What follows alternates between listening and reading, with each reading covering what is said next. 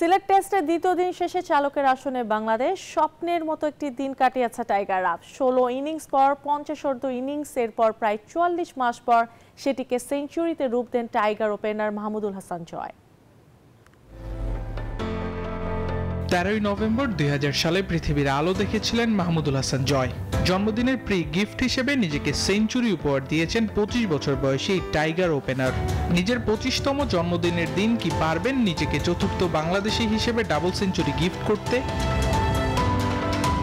Double century করার জন্য জয়ের সবচেয়ে বড় অনুপ্রেরণা হতে পারে বাংলাদেশের হয়ে প্রথম ও একাই ৩টি ডাবল সেঞ্চুরি। যুক্তরাষ্ট্রের ১ নম্বর জিম চেইন গোল্ড জিম এখন আবারও বাংলাদেশে।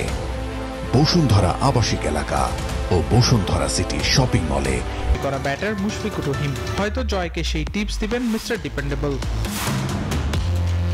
এর আগে দক্ষিণ আফ্রিকায় প্রতিকূল কন্ডিশনে নিজের খেলা তৃতীয় টেস্টে সেঞ্চুরির দেখা পেয়েছিলেন জয়। এরপর কেটেছে ৩.৫ বছর বা ৪৪ মাস।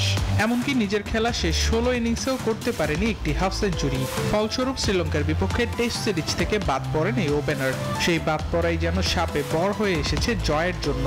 ঘরোয়া ক্রিকেটে রানের ফোয়ারা ছুটিয়ে আবারও জাতীয় দলে ফেরেন তিনি। প্রত্যাবর্তনের সিরিজের প্রথম টেস্টে আয়ারল্যান্ডের বিপক্ষে সাদমানকে নিয়ে ওপেনিংয়ে করেন ১৬৮ রানের জুটি। ৮০ রানে সাদমান ফিরে গেল ১৯০ বলে ক্যারিয়ারের দ্বিতীয় সেঞ্চুরি।